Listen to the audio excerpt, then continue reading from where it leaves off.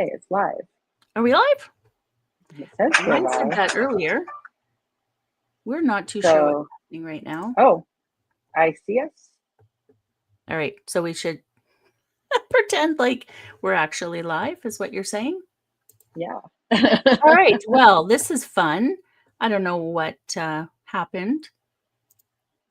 Oh, all right, do we have sound? Breathe. We got this. We've got this. All right, if anybody's out there, now that I've kicked everybody out and came back in, if anybody's out there now, please drop a comment and let us know you can see us, hear us. All right. Let's just start. Yeah. Let's start again. Yeah, let's start again. So I'm Deborah Epstein of the Cosmic Dreaming Lodge. I'm Larissa Russell of Heart Centered Academy. And this is one of the fun things about going live. Tech glitches. So not too sure what happened there or what's happening even now, but we're here. Let's just take a breath. Hopefully it's all going good. We're 120 in. So we're going to be talking about apologizing for ourselves, taking up space, some of the stuff that gets in the way of that, our unconscious patterns. And if you are on my email list, I was talking about when Larissa and I met last week, and I was kind of talking about something, and I said, and I'm not even, I'm sorry, da da da da da, and I'm like, no, wait a second, I'm not sorry. I don't even know why I said I was sorry. And then we got into this whole kind of diatribe about when we use that, like, I'm sorry that, you got upset by that, or I'm sorry, da da da da da da. It's like, no, I'm not really sorry. I was being sarcastic, but that's still, even sarcasm isn't even really being nice, right? It's learning to hold a boundary and not being sorry for it. Well, and from that made me think about when I get cold calls on LinkedIn or through my email, and then I want to respond because otherwise they just keep at you constantly, like, take me off your list. And then I think that I'm supposed to say, please take me off your list, or I'm sorry, I'm not interested, or, and I'm like, I don't have to say please or thank you or I'm sorry or anything. You came to me. I didn't ask you. Go away, right? Mm-hmm. Just go away. So please, I say, take me off your list. And I just send it back like that. Yeah. Because otherwise they send email after email. Yeah, I think there is a way to be respectful and not have to use please and thank yous. It doesn't mean you're not in gratitude or something, but there's times where, if you're being pushed or being, annoyed or cajoled or, something like that, that's pushing on your boundary, you don't have to apologize to them because you have to say, please stop that, or, knock it off, or whatever you have to say, that made me not feel very well. Please don't do that anymore. Or, whatever it is, not, I'm sorry. Yeah, all of that, because we do that, especially as women. And I laugh because when I wrote the email to go out today, I was saying, as Canadians, we are like, it's born and bred into us. We say sorry if somebody bumps into us, right? Like, we say sorry all the time. And it's like, I'm over it. I'm kind of over saying sorry for things I'm not sorry for. Right. If I genuinely have a reason to apologize, I will do that. I will apologize. I will say I'm sorry. But it means nothing if you're saying I'm sorry all the time. Right. And especially for things you're not sorry for. I'm not sorry. I'm kind of annoyed that I have to send you an email back just to get you to stop harassing me. So, like, I'm not sorry for that. I'm annoyed. Are they sorry that they harassed you? I don't think so. Yeah, I'm sorry that I'm harassing you right now, but I'm going to keep doing it anyway. Yes, that. Yeah, absolutely. Yeah, all the things that, taking up space. And as women, we have really been, told repeatedly that, not to be too loud, not to take up too much space. Other people are more important, all of those things. and none of them are true. But to take your power back, it's very, it's baby steps that you have to take, because it's so foreign when you've spent 20, 30, 40, almost 60 years concerned about taking up space, right? Yeah. And so when you start to take that space back, it takes a bit, so you do end up saying sorry when you're not, and you do end up Yeah. And apologizing. there's a lot of subtleties in our like body language or languaging. It's subtly sabotaging or self-sabotaging, but then it's also subtly controlling on the part of other people. So it's like it could be a look from somebody that you're picking up. Mhm. And if you had like I was thinking of like looks that my mother does that like you were able to know like, okay, I displeased one of the gods, but and so as you grow up, that's still encoded in you, right? So you see somebody's a little displeased or something, and right away we go, oh, it's because of me. I was taking up too much space. Da, da, da, da, da, so then we start to apologize.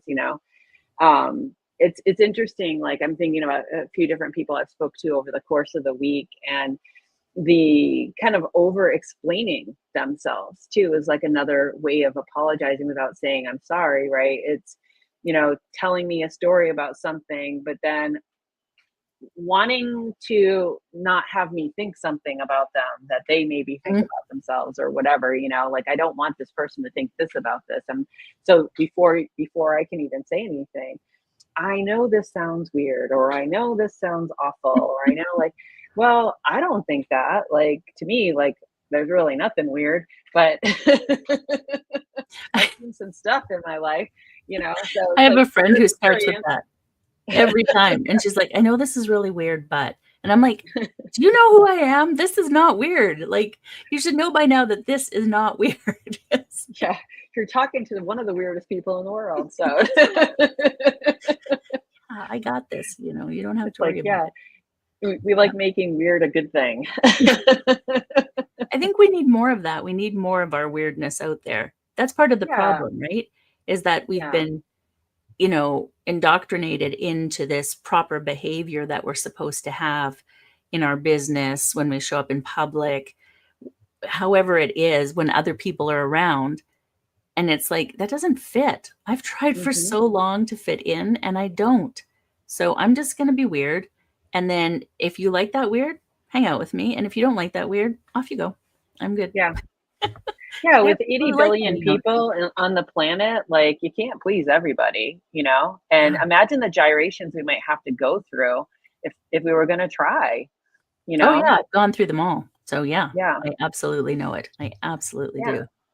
And just It, kind of referring to the body a bit too, like things that I've seen treating people, there is that shows up that playing small and hiding your or keeping your like if you have big energy, some people like have really big energy and it intimidates people, so they've kind of learned to hold it in. Well, that's a bracing pattern in the body, and over Mhm. time it really starts to become painful.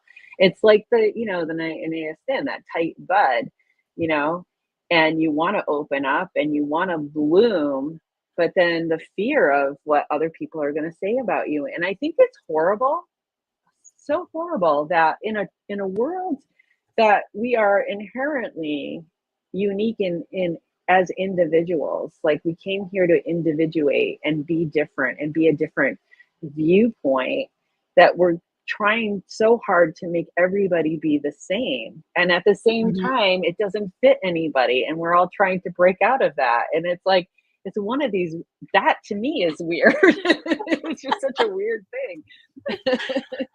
It's true, right? We want to put everybody in a box, but, you know, we are meant to be unique individuals. We're not meant to be all the same. And so, yes, we're going to resonate more with people who are similar to us, but we definitely don't want a clone of us, because trust me, two of me in one room would be way too much. I would annoy my own self with that. So, like, no, one is enough of me. But also, it's like, how interesting is it to know the uniqueness of other people? Yeah. And that's the important part. When we're all trying to be the one thing or try to fit Mhm. into that one mold, none of us achieve it. And we just kill ourselves trying. You know, as you were just Yeah. talking about the body, and I'm thinking about, like, I'm in extreme pain today and I have pain issues. And I was like, yeah, this tightness, you know, that I've been doing my whole life. And yes, I've been unpacking for the last few years, but this tightness I've had on everything in my life, trying to be something I wasn't, that condensing of energy. And as it's Mhm. opening up, well, it hurts to unfold when you've been packed into think about sitting in a seat for a long time, like you're on a plane or something, or, stuffed in the trunk of a car. I don't know why that came to mind, but, if you're in a small space.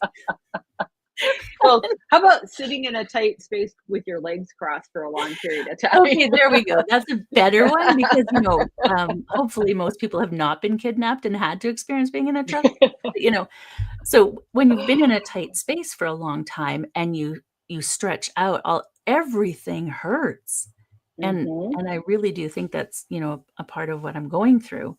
And when you Yeah. were talking about that energy and containing, I believe for my own self, I don't know about for other people, but as a larger person, that is the protection of the largeness, because the Yeah. physical largeness hides the energetic largeness. And Yeah. so as I'm starting to, like, let that out a bit more, I'm noticing that movement is easier. My body is losing weight and it's easier. Like, it's not a big thing, right? It's a little bit easier. And yeah, there's still Yeah. things I'm working on, but all of it is connected. All of Yeah. that, the things Yeah. we And do to ourselves. yeah, I kind of have been seeing a trend, and I kind of think of it this way too, because as a healer, we all kind of start out going like we dive into this, you know, line of work, if you will, because we have stuff that we're working on, and we have this idea that like I'm going to get better and I'm going to change things and I'm not going to have this thing anymore. And I've been doing this work a long time, and even like some of my patients would have said to me too, like, well, if this work is so great, how come you still da da da? Well, first of all, I love receiving the work because I love it's like taking a journey inside my body and beyond. And so that's me being a junkie of the work. But also, what's happening is we are not isolated. So we act as individual bodies, but we're very much wired together psychically, and we are going through a huge transformation. So we're all undergoing a change. Some of us who I think are more sensitive or have, I don't really know the reason. I can only guess, but we're all going through a version of a transformation, and it does like translate into pain, and you have patterns in your body when you feel something shifting in the energy fields. You may not know you're feeling it, but your body senses it first. Your nervous system starts to pick it up and it starts to send signals. You go into your old pain reflexes, tension, bracing patterns, all that kind of stuff. And because that's so familiar, you go, oh, when am I going to get rid of XYZ, that, right? Mhm. There must be something wrong with me.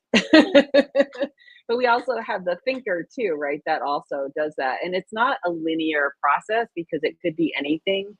I'm just kind of saying that, like, maybe because of all of the energetic shifting going on, the craziness going on, that it could also be triggering your nervous system. That's where the changes need to happen. It's like learning to work somatically with your nervous system and being able to take in the changes in a Mhm. gentler way and know that this is shifting. This is shift. I have a feeling like eventually we won't be racing against this, but we're like in the middle of it all right now.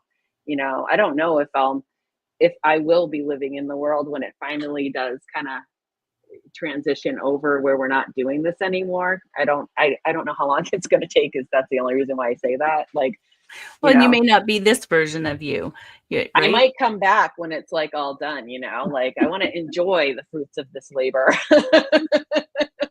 Absolutely. Yeah. Absolutely. Yeah. Yeah.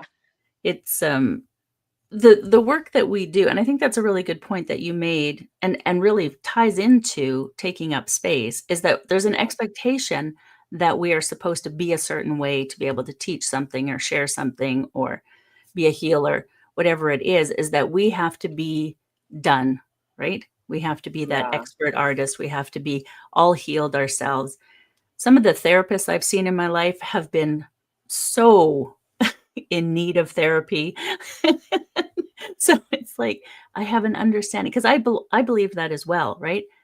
That you shouldn't be dealing with me if you haven't dealt with your own stuff. But that's how we Exactly. deal with our own stuff, right? Yeah. That's how we is Yeah. by working with other people. And we have these tools and we're helping other people use those tools. And we're also using those tools. And then it brings up new things. And then we're Hmm. also working on those new things. And it's constant like that, whether it's, being an artist, our business, healing work, whatever it is, we learn things.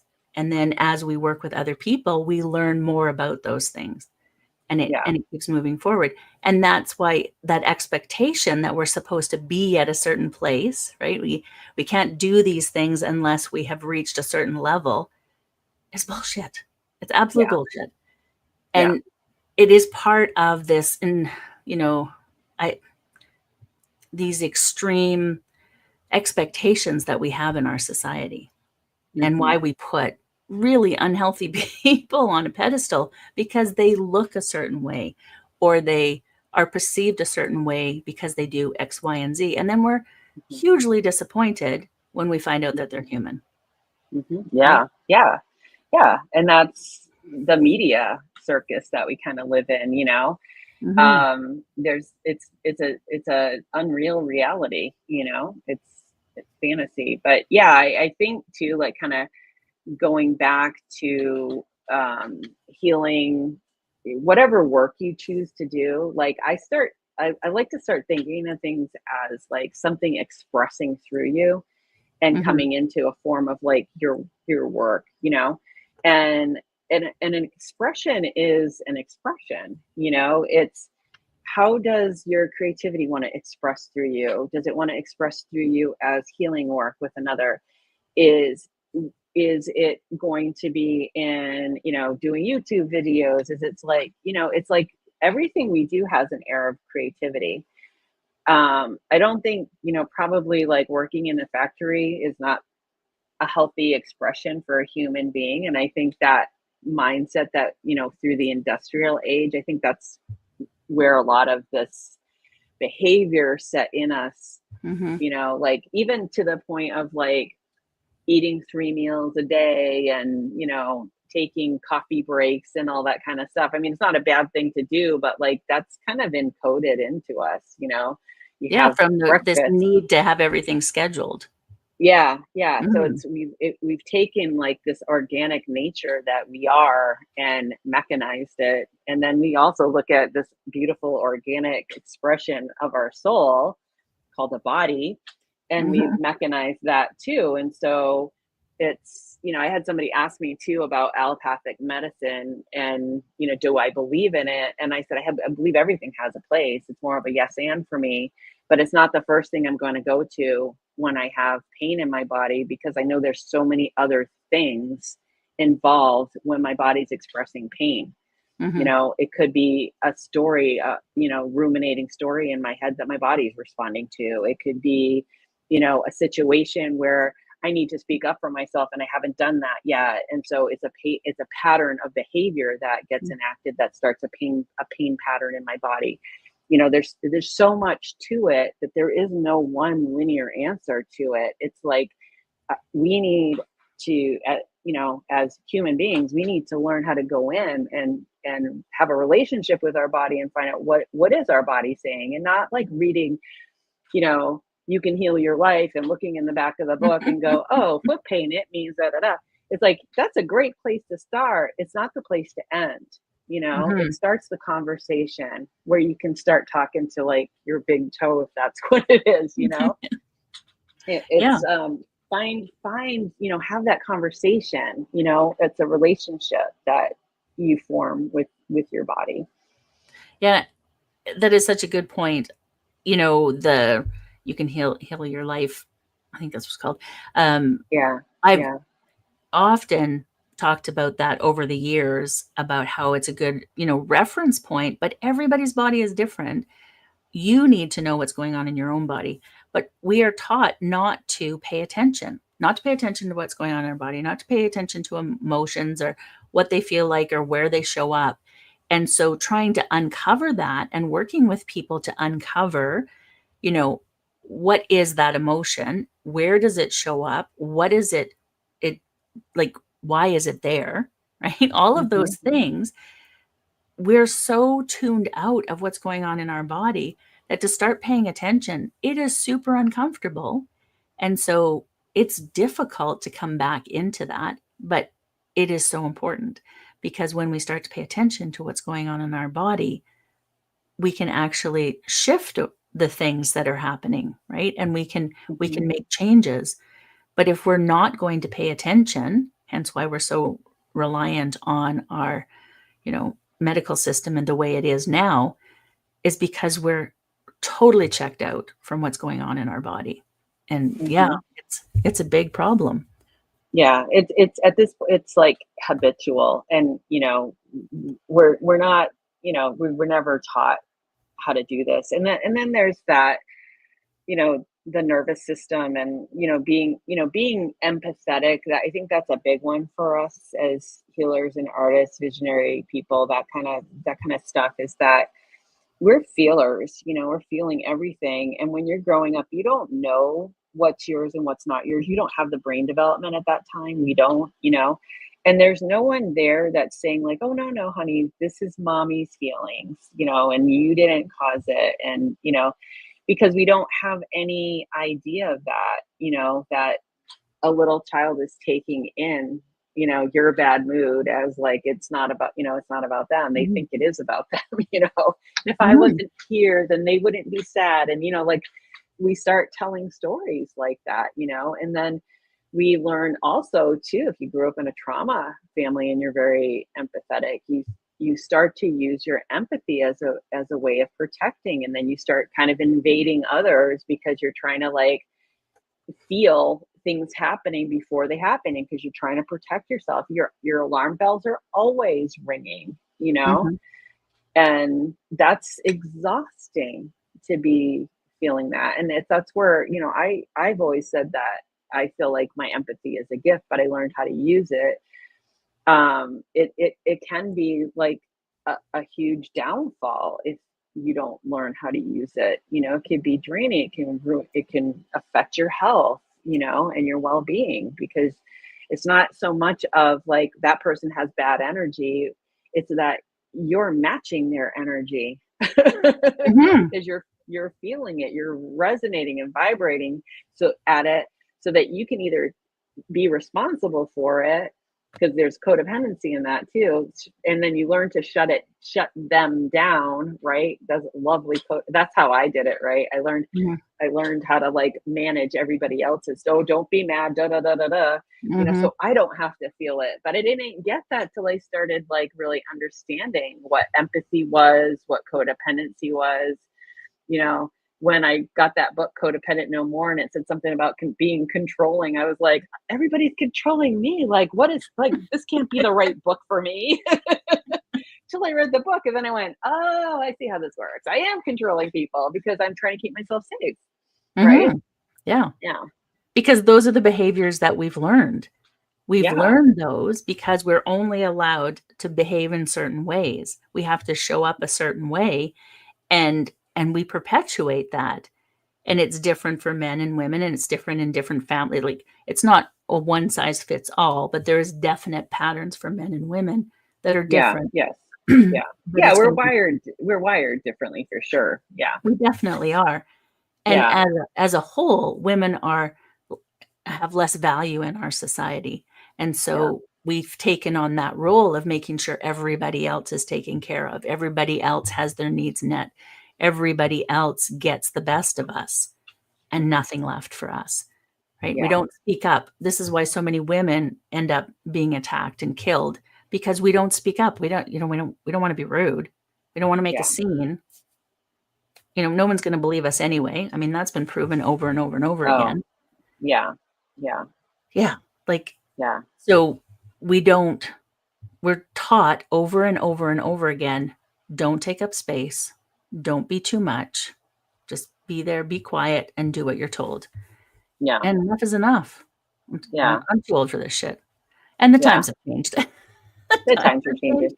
Yeah. And that's part of it too, is like having the strength to be taking up the space in your own life. Like, do it, I'm not saying go out there and like, blast everybody, with the fullness of who you are. I mean, it's got to be something you work up to. But like in your own life and in your own work, like, if you're like a writer or a painter and, or do some sort of expressive art, it's like start looking there to see where you're holding back, especially if like you have a journal and no one's ever going to see it but Mhm. do you hold back here? It's like just a great question to sit in. Like, what would it look like to go even bigger here, even bigger on the page? If you could say anything uncensored, what would it be? And maybe there is a place we all do something like that, but what would be the next level out from, a bigger expression of yourself? We as creatives, we won't grow if we stay in our creative comfort zone too, right? Mhm. So we tend to do that one trick pony thing where this feels good. I'm known for this type of work. Not that there's anything wrong with that, but like, what would it be like to do that type of work? And then, it doesn't have to be completely different, but what is like one thing you can do that seems out of character Mhm. for that work that kind of expresses yourself in a different way, because we are always changing, so our work would have to change, our writing would have to change, how we talk about things would have to change. Yeah. We're coming back to do the same thing. I think like maybe writer's block has something to do with that too. Like we end up with writer's block or painter's block because we know we're at that threshold where we got to pull out some stops here and Mhm. let it get a little bit bigger. Yeah, and that's scary to do, right? And Oh all yeah. of the things that are happening in our body are super uncomfortable. And so our brain is like, warning system is going off because our brain doesn't know the difference between stepping in front of a bus and trying something new. And so all the warning systems are going off. And we're so out of touch with what's happening that we just shut down. And it's like, no, we'll just stay. We'll just keep doing this thing. And that's why, we have all these big dreams and don't move forward with them and all the things that we want to do. And, people get to the end of their lives and, oh, reflect on all the things they haven't done Hmm. because we haven't given ourselves permission to take up space in the world. Yeah. Yeah. Yeah. Yeah, and then, yeah, some of the things that we use is for, I don't have enough time and I don't have enough money, and, Oh, those are yeah. old tired stories, and like, get tired of hearing yourself say the same thing. Like, it's the longing that you feel, that can be really painful, and what if you could just sit with the longing and just let the longing have an expression? Maybe it really is you just can't do what it is you wanna do, but, like, just giving that longing a voice shifts energy enough to shift something else, and that's maybe the baby step you need to take to start to Yeah. open things up. Don't give up on your dreams because you're in a situation right now where maybe you can't afford it or maybe you don't have the time, or you have to like, who knows what your situation is. I mean, I know what mine has been in different, what I have created now and where I was when I was, working full time. And I would grab 15 minutes in early in the morning if I could. Mhm. I would start, and I think I've said this a lot already too, is that like I started getting more and more time. I get up a little bit earlier and then cut back like the time I needed to get ready. I just take a faster shower or whatever, Mhm. So, and now like that, when I made up my mind to include creativity, that was like 2017, I think, when I was working at Therapy on the Rocks, when I was really missing my creative time, and it was like I felt like it was like I couldn't get air. I needed to Mhm. do something like that. And so from 2017 to now 2025, most of my day is spent in creating and writing. And I never thought I would be putting things out and writing in the way that I'm doing, or the paintings I've done with my guides, just because way back then I said, you Mhm. know what, I'm going to take 15 minutes and Yeah. see where it goes. And Yeah. that's exactly where it starts. And when we tell ourselves those stories, right? And one of the stories is creativity is not important because we don't value it in our society. We don't value time spent unless we're producing something, unless it's for sale, like unless somebody else finds value in it. We don't Yeah. value creativity. But when we take time for creativity, even 15 minutes a day, and allow ourselves just for the sake of creating, not for a purpose, just for the sake of creating, it opens up so many other things, right? It gives you, it's like a meditation. Yeah. There's scientific proof about meditation and how it, lowers cortisol levels and it, regulates the heart and all of these different things that are helping your health. And creativity is the same way. And so when we take that time to do that, but because it's not valued, we don't. We don't take the time. Yeah. Yeah. I would even say like taking space, we're talking about taking up space, but taking space to maybe not even do anything, maybe just to daydream, you know, Mhm. that, I used to love to, I still do. I love to daydream, like check. It's almost like you're checking out to check back in. I would always get in trouble when I was at school for doing that. And, Mhm. whatever, but I survived. But it was something that I needed. Maybe my system is wired that way. But I think we all are on a certain level. Like Einstein would take daydreaming breaks, and Mhm. he's super smart, and all the things that like his theories of relativity came in his daydream time, you Yeah. know? So Yeah. imagine if Einstein said, no, I got to keep putting my nose on this grindstone, like, would the theory of relativity have come in, or, would we still be doing whatever we're doing back then, you know? Yeah. Yeah. Because we need that space to, I think about, as you were saying that, about how many times I got in trouble at school for doodling, right? Because I was always doodling on the side of my page. You're not paying attention. No, this is how I pay attention Exactly. because I Yeah. can listen to you without the 4,000 things happening because I'm doodling. Yeah. And they now know that. But of course, 50 years ago, 50 plus years ago, they didn't know that. And so, you know, it, yeah, absolutely has changed things. But Yeah. allowing, right? Just what, what feels good in your body? What is helping you move forward in the way you want to live your life? These are the important things.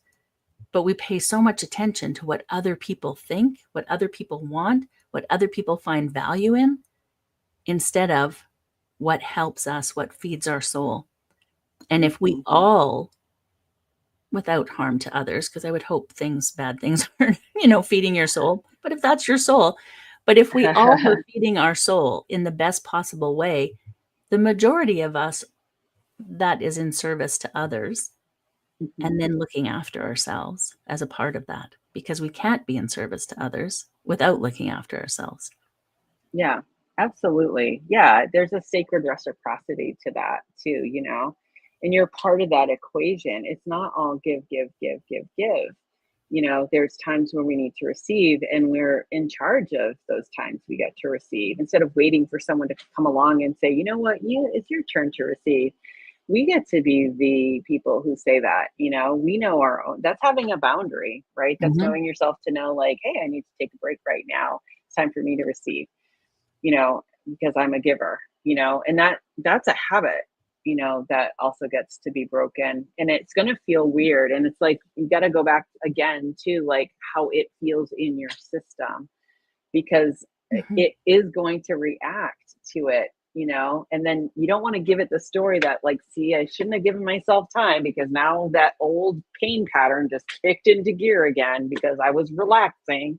It's like, no, it's like, learn how to work with your system so that it Mhm. can acclimate to receiving time off, or slowing down a little bit, learning to get your nose off the grind. So that's what I've been doing like the last year and a half, is like finding my own rhythm in my work and listening to the old programming, like the taskmaster. I have a really heavy duty bully of a taskmaster that lives somewhere in here.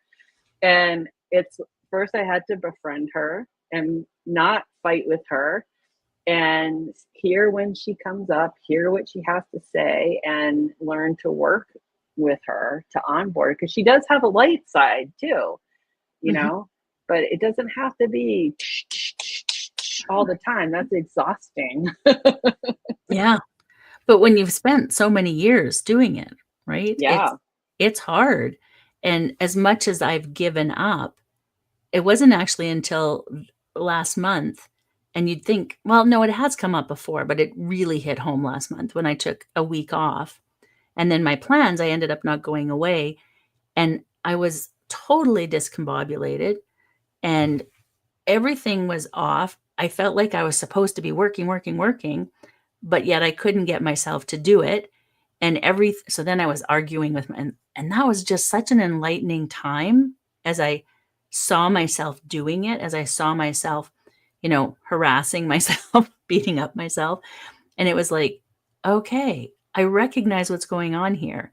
And so now we can start to, peel back these layers.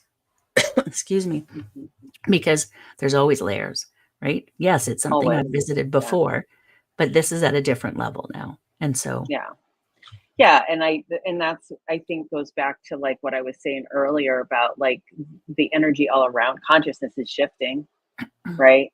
And it's requiring us to do things a little differently, right? Because how on earth are we going to like create a new paradigm if we keep doing the same old things, right? We have to go through the uncomfortableness of our system changing along with everything else that's changing. And I don't think we're really quite, I think maybe we're starting to get it, but I don't think we're quite getting it yet, that we are creating the new earth, and this is the chaos of the change. And so it doesn't mean you stop and go back to the way it was, because actually I don't think we really can. But it means you get to acclimate. You get to acclimate your system. You get to feel what's uncomfortable, and work through it. It's, the air is changing. Your body is literally changing, because how we're all starting to live is changing. The mind is changing. The mind creates the matter, right? The energy first, so the matter's going to have to change, and, it's even been talked about, like the kids that are coming onto the planet now, the ones that are being born, they're different. There's, their DNA is different. The nervous systems are wired a little bit different. They're acclimated to a new energy that's coming on the planet, and I say it like it's coming on the planet, like it's not here already. It's already here. We have to start thinking more like, not that it's out there coming here. It's already here, and it's transforming and changing. It's like we are collectively tuning the dial into a new frequency, right? And that's totally what I see with the autism Yes. and neurodiversity. And you and I have talked about this before as a neurodiverse individual. It's a different frequency. It's not that there's something wrong. It's a totally different frequency. And we're seeing more and more kids with it, I believe, because that frequency is becoming the more of the norm. And so we're in that transition of it as that frequency is changing. So we're the chaos of the different, it's like being stuck between radio channels and everything's a little bit staticky. That's where we are right now.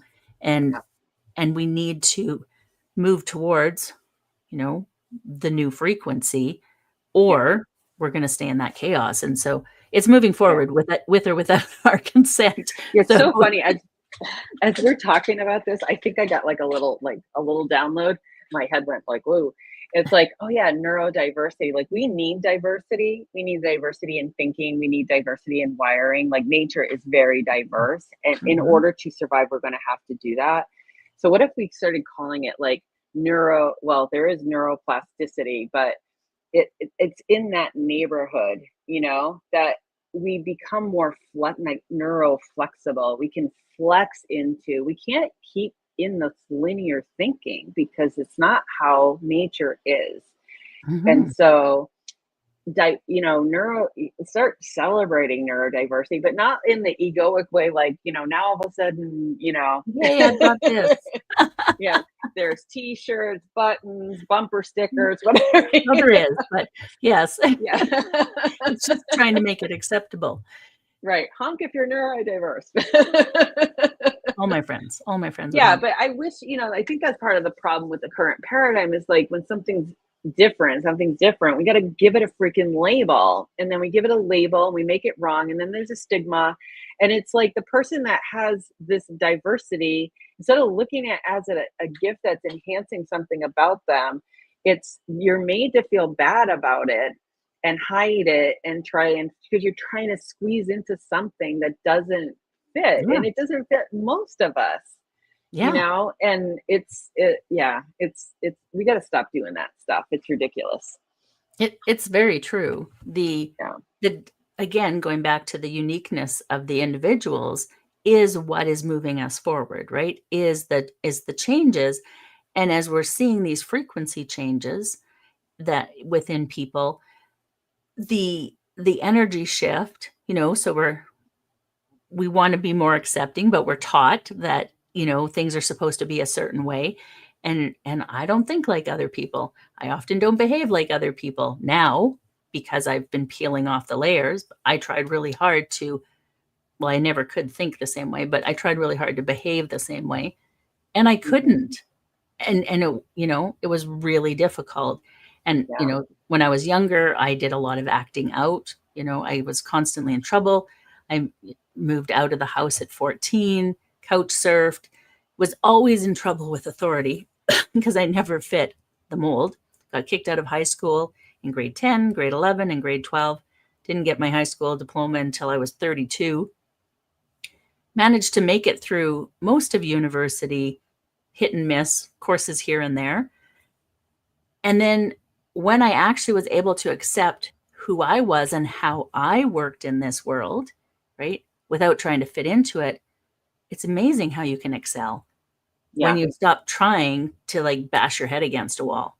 Exactly. Yeah. Because you're embracing you're embracing your gifts, you're embracing your uniqueness, and that's where the juice is, right there. You Yeah. know. Yeah. Yeah. But we try so hard to you know, make everyone fit in. Yeah. And we ostracize them if they don't. So then they're off on their own.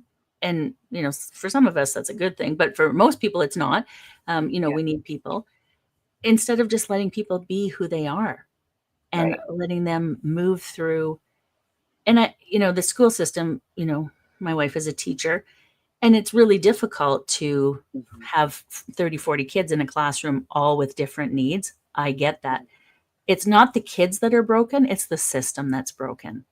And Yeah. so we need a different system to help the kids as opposed to keep trying to force them into a mold that doesn't work.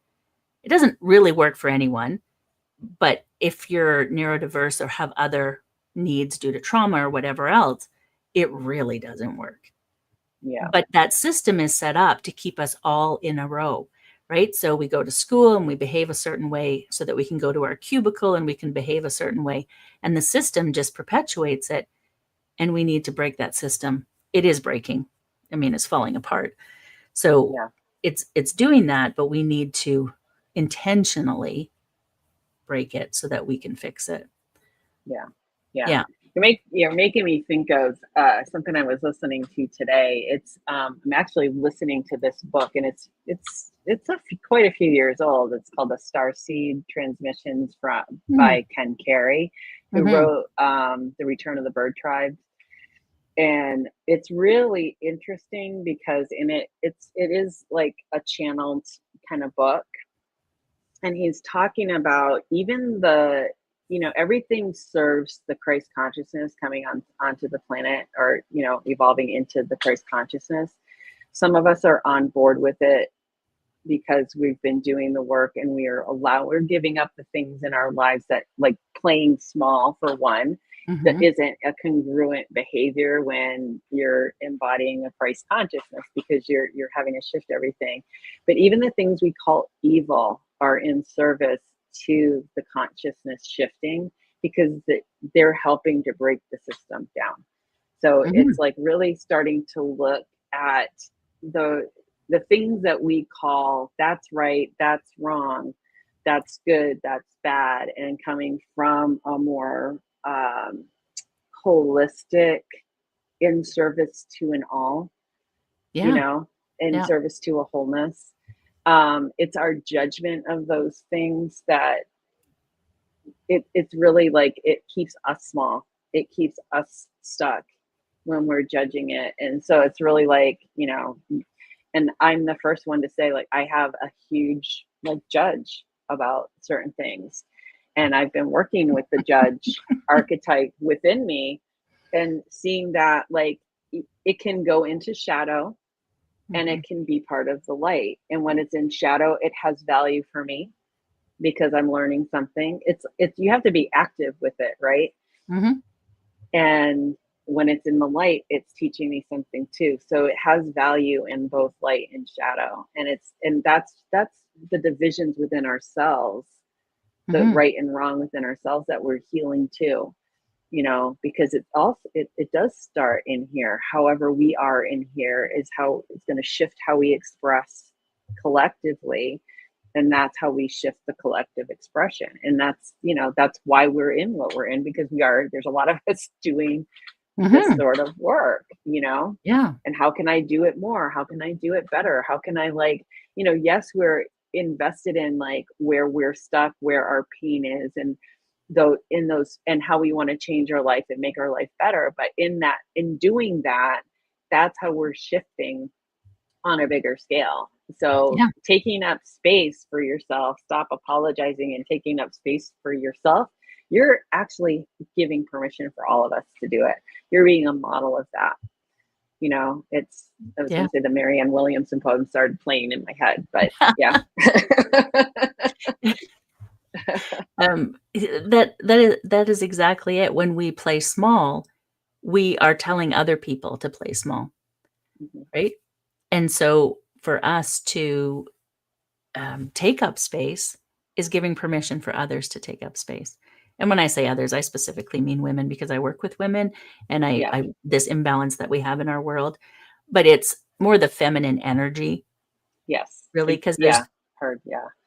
men in the same situation as well. So, I Yeah. recognize that. But the the shift is happening. The shift is needed. We're in it. I mean, look at the global political situation that we're in. It's not just your Hmm. country, it's, others as well. And Yeah. what's happening is stirring things up, right? And going into your election in particular, I was really, I was very stressed. And I woke up the morning, after you all voted, and was so calm, because I recognized, I recognized the shift and how necessary it was and how much it was needed. And it was like, oh, okay. Yes, it's going to be horrible. Yes, it's going to be a lot. However, this is part of it. This is part of the shift. This is what's happening for us to get where we need to be. Because if we stay complacent and everything stays the same, nothing changes. And Yeah. so this is why we're seeing what we're seeing in more places than just your country. Yeah. Yeah, it is a lot to live through, but we also chose to live here at this time. Yes. Yeah. Yeah. Yeah. It's remembering that who we are really. It's so easy to forget that we're souls having this human experience that we created for ourselves, with ourselves, as a collective, and get caught up in the humanness of it and not liking how things are going. And that's okay. It's Mhm. we get to do that too, and it's bringing yourself back to, feel your feelings, and once they've moved through you, now what? Now what do you want to do or not do? And Mhm. I think the other thing I was thinking of as you were talking too is that, however whatever big means to you, and that doesn't mean you have to like, okay, now there's a microphone in front of me, I gotta start using it. Like, big things in small ways, Yeah. it's find your expression of, your wholeness in the world and how you want to, take up space in the world and take up space in your life, take up space in your body and your energy field, how do you want to do that? And yeah, that can look so many different ways, and it really should look so many different ways because we are so diverse. Mhm. Mhm. Just as you were speaking now, it made me think a few years ago when we started this show and we were having a conversation about what we would and wouldn't talk about. And I remember you saying, "Well, I don't want to upset people." And I was like, "Yeah, yeah, I guess, we'll just sort of, say what we think, but, you don't have to believe that." And we have shifted so much to what the hell's the matter with people? No, everybody is allowed to think what they want. However, the um, what we're willing to put up with our own selves, Yeah, what we're voicing, what we're speaking up against has definitely intensified because we are part of that change, right? And yeah, we knew that we were a part of that change. We could feel it before, a lot of people could because we were in it. yeah, And, even still, there's more people, but there's still a lot of people who don't know they're in it, and that's still shifting. But we're less willing to, you know, play nice. Yeah. hmm, I yeah, mean, we're still coming from a place of love. I do believe that. I do believe that we're still coming from a place of love, but yeah. not it's not loving to be a doormat. No, And so, it is yeah, not. it's not loving to anyone. It's Hmm. not loving to, the people that you're doing it for, the people, your own self. It's not a loving situation. Hmm. The idea as we've become this culture of, so we were always looking after our neighbors and all of the things, right? Everybody else. And then we switched into this culture of everybody in it for themselves. Yeah. And so that's been now we see where we're at with that. And so it's like, as we're shifting back, coming from a place of love, standing up for ourselves, looking after ourselves, and knowing that there's other people in the world, knowing that our neighbors need help. No, and everybody, it's not us or them, it's we're a collective. Yeah. And when one person hurts, we all hurt. So Hmm. as a collective to come together and look after one another is really Yes. what it's about, right? Yeah. Absolutely. Yeah. Yeah, all of that. So I'm All just of I'm that. just looking at the time. We had a little Yeah. glitch at the beginning, so you had something you wanted to share. It has disappeared now because See if I can grab it again. we had tech Yes. issues. Um, Deb had wanted to share. Do you want to tell us a little bit about it? You're speaking. Yeah, I'm going to be on, it's a summit. It's called Spiritual Strength in a Changing World, which is kind of like what an appropriate title. I'm going to put Mm-hmm. it in the chat here. I'm going to put the link in. So it's like any other kind of summit. You click the link and then you register for it. It's Beth Osmer is the host. There's going to be 4 speakers. I'm one of them, and each speaker is going to do like a little practice and talk a lot about like spirituality in a changing world. And I'm really excited about it. I think it's a great topic. It's a great time to have something like this. And I've been kind of sitting with like, oh, what am I going to present? I'm really going to be talking about the body and the feeling, and I'm going to take us through a real body centered creative exercise. So it's either going to be writing or drawing, doodling, whatever you want to do, but like getting into a conversation with the pain in your body. And I'm going to read a little story that I wrote about like that kind of dialoguing process and then kind of work through that. So I'm kind of excited about doing this, and I feel like it's a really great event with some really good speakers that are also in it. And I'm going to put in what the title is underneath that. So while I'm typing, I won't be able to talk. Are you putting it in the chat here, or are you putting Yes. it? Okay. Yes, so that everybody can see it. Yeah, I'm excited. I think I already registered for it to be able to see your talk. What's happening with us? We have a summit series starting in September. We're still looking for presenters because it's a monthly. They're micro audio summits, and so one topic, 4 or 5 speakers, and just on a very specific topic. And so I'm really excited about those. It'll be promoting soon. Right now we're still working with the presenters. We'll be promoting soon for people. So by the time we come next month, well, we probably would have had the first one already. So maybe you should just jump on Heart Centered Academy's email list and check it out and see. You probably are wondering what that is. I will just put it's heartcentered.academy. I'm just going to put it as well. I will type while you speak, heart-centered. Yeah.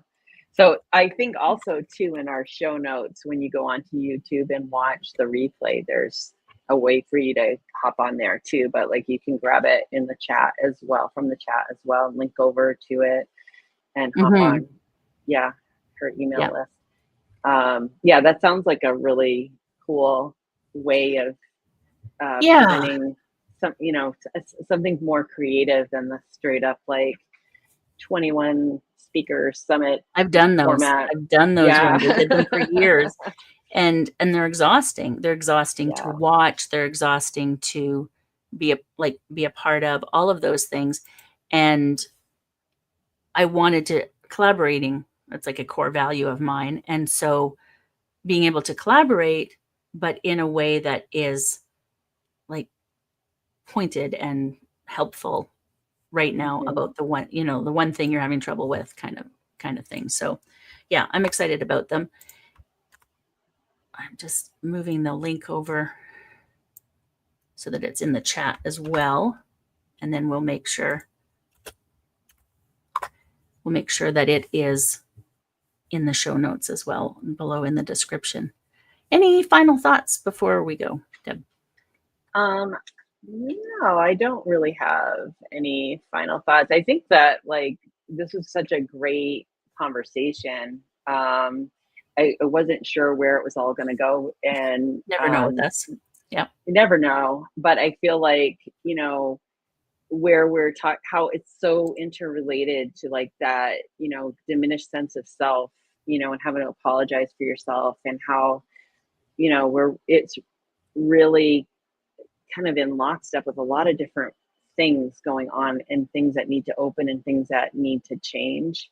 That I think it's important to start paying attention to ourselves, and especially like I'm starting to become very hyper aware of like when I go, I'm sorry. Yes. We don't have to apologize for everything. We don't have to apologize for showing up, for speaking out, for being. We don't have to apologize. You hurt somebody, especially if you do it intentionally, but if you hurt somebody, you might want to apologize. But otherwise. And I like that word better too. I apologize, because it means something different than I'm sorry, right? Yeah. There's more of a taking of responsibility. You have to actually think about saying it when you use the word I apologize. Yeah. Oh, wonderful. Thank you everyone for watching, whether you're watching live right now or during the replay later. Feel free to leave comments, and we will definitely answer them. And thank you. We will be back next month on Connection with Spirit. Thanks. Thank you.